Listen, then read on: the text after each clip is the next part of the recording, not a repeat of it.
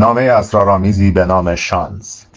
من نیما پژواک فارغ از صحت و چگونگی زاویه نگاه همگانی به این متننامه صرفاً با هدف و نیت انتشار یک انرژی مثبت که قطعاً برای خیلی ها از جمله خودم امید بخش خواهد بود اقدام به صوتی کردن اون کرده و امید دارم که برای هر کسی به پشتوانه تجربیات تلخ و شیرین گذشته به حتم آینده سبز و مملو از شادکامی پیش رو خواهد بود. سلام. شاید فکر کنید گفته های اون کاملا غیر عقلانیه، ولی چیزی رو که میبینید نمیتونید انکار کنید. شاید نتیجه اون فقط و فقط حاصل انرژی و مثبت میلیون ها آدمی باشه که انرژیشون رو بدرقه این نامه کردن. متن نامه به نام صاحب شانس. دوست من، با نگاه به این نامه شما ابتدا به یاد خالق عشق باشید و این نامه رو زمانی که دریافت میکنید به آنچه دوست دارید خواهید رسید. فکر کنید و کسی رو که دوستش دارید و میدونید گرفتاره براش با قلبتون دعا کنید تا مشکلات اون از طرف خداوند به واسطه شما حل بشه و بعد یک اتفاقی که انتظارش رو میکشید و حتی تصورش رو هم نمیتونید بکنید براتون رخ خواهد داد. با دعا برای آن دوست برکت بیشتر برای شما خواهد رسید. این یک راز بقای انرژی، رازی که در فیزیک و متافیزیک به قانون بقای انرژی شهرت یافته.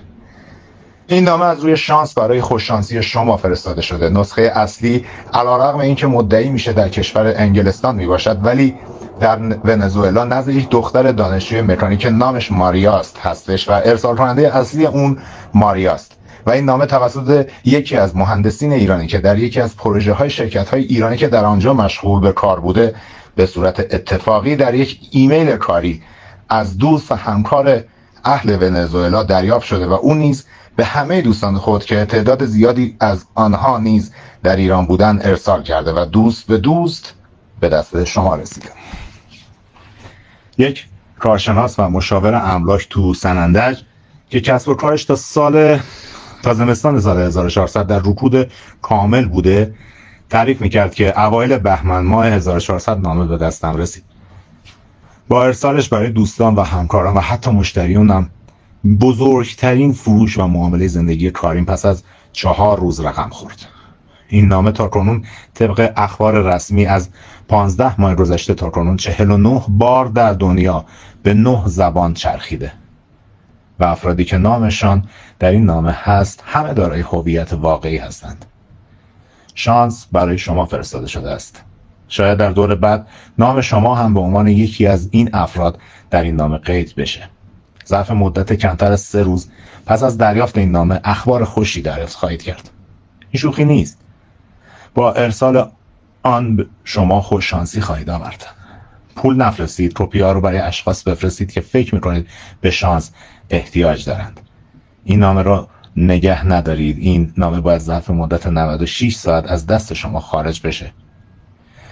یک وکیل بلژیکی میگه 92,000 یورو بابت حق الوکالش دریافت کرده، ولی احساس میکرده چون این زنجیره رو شکسته اون پول رو از دست داده. در همین حال در اسکاتلند یوهان کی میگه به دلیل اینکه این نامه رو به جریان انداختم 3 روز بعد تونستم در بزرگترین قرعه کشی بزرگترین هدیه بیمه عمر خودم رو قبل از موعد به ارزش $1,000,000 دریافت کنم.